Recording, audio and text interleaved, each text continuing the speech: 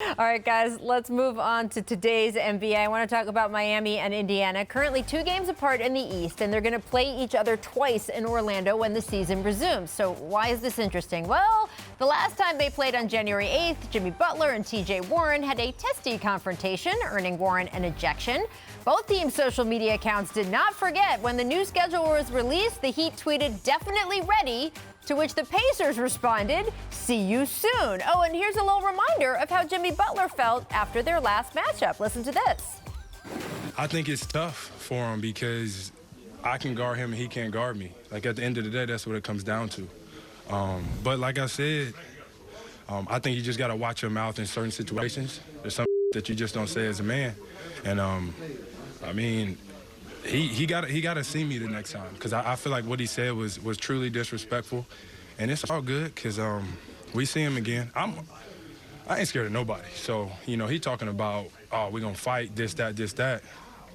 It is what it is to me. And then what did you notice the middle finger from him, and was the blowing of the kiss soft? He's soft. He's not even in my league, like nowhere near me. And if I was their coach, I would never put him on me ever again. He's like, no, put somebody else on me, because I'm a tear up every time we play. So he's trash. It's like Olympic-level trash talk from Jimmy Butler. Dwayne Wade only needed one emoji to tweet his excitement. The popcorn is ready. Paul, do you expect the next Heat-Pacers matchup to have that same level of trash talk in August that it did back in January? Rach, it might have that same level of trash talk, but I'm really not that interested in a Jimmy Butler, TJ Warren matchup. I mean, I'm saying, though, Paul, Jimmy we have Butler not had sports in 4 months. Give me this. Superstar.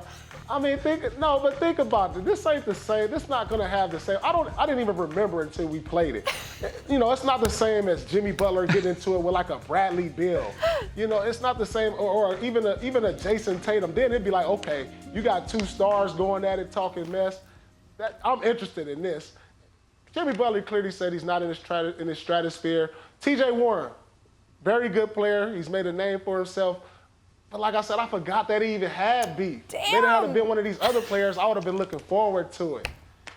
This is going to be swept under the rug. I'm sure Jimmy Butler's not even interested. I would tell Kevin Garnett this. Listen to this. It would be like players that would talk trash to him. Kevin would talk back, and I'd be like, Kevin, leave him alone, dude. He's not even in your stratosphere. Save that for somebody else like Tim Duncan. Save some of this trash talk. Come on now. Man, that is harsh. Right? Harsh. This actually goes back to I'm just December. saying, though. They had a little tussle in December. I will say this, Paul. I'll give you this. The ball's in TJ Warren's court. Because, Jimmy Butler's an all-star. Jimmy Butler's a max player. TJ Warren is not. So, if this is going to become a rivalry, TJ Warren has got to step back to it. Otherwise, Jimmy Butler is going to be proven correct. So, that's what I want to see. But I'll watch to see how TJ handles it, for sure. Well, look, you guys, I mentioned Adam Silver talking in the Time 100 earlier today. He was also asked about trash talk, and he said that players may have to adapt their language a bit, knowing that they are going to be picked up by all the microphones now. The idea, of course, there's no fans in the stands to cover them. I was amused at the idea that players in the moment would, quote, adapt their language a bit, not the guys that I've covered all these years. Adam did sort of account for that also, because he acknowledged we may have to put these games on a little bit of delay. I would advise, Adam Silver, that you put Pacers Heat on a little bit of a delay, at least the first one. That's all I'm saying. Paul, do not take away my fun. I do want to talk about the 8 NBA teams not included in the bubble, because some of them are still pursuing ways to keep their teams active, from mini camps to joint practices to actual televised games, reportedly at a second site. These are all just ideas so far. The franchises are trying to avoid what would be nearly a 9-month stretch, 9 months from their last game in March to the 2021 planned start in December, and even that is just hopeful that they start then. But Players Association Executive Director Michelle Roberts has voiced concerns about a second site. She said on Friday, quote, "Candidly, while I appreciate that there will be a bit of a layoff for those teams, I think there are some things these teams can do for guys that are not playing. But nothing could replicate in every way the protocol that's been established for Orlando. So never say never, but there is a standard. There's a standard that's got to be met. And if it's not met, next question as far as I'm concerned." So Brian, that was pretty strong. Is there a feasible way for those 8 teams to interact during this pandemic? And actually, maybe should I say 7 teams, because it doesn't seem the Warriors are that interested? Or the Knicks, quite frankly. So I think they can interact with themselves, but not with others, because they're dreaming of getting together and playing games, whether it's in a secondary bubble or whether it's just 2 teams getting together. And I just don't think that's going to happen. Michelle Roberts said she wanted to have the same level of protection as the players have in Orlando. This is something I don't think everybody understands. The Orlando bubble is costing the NBA more than $150 million, more than $1.5 million a day to put on, not to mention all the lost revenue they have from not being able to sell tickets.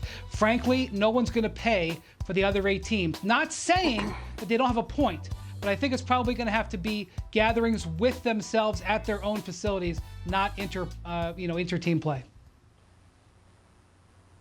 Listen, all these teams, they can create their bubble at UCLA this summer and play as many pickup games as they want. We don't have to watch this. I have no interest in watching Detroit, Cleveland, Minnesota. Paul is judgy today.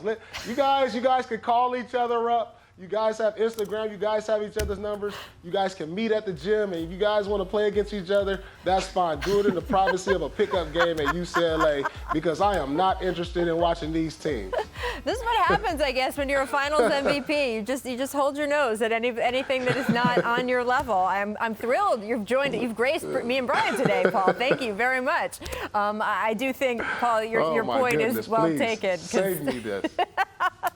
I think that is all they are going to get.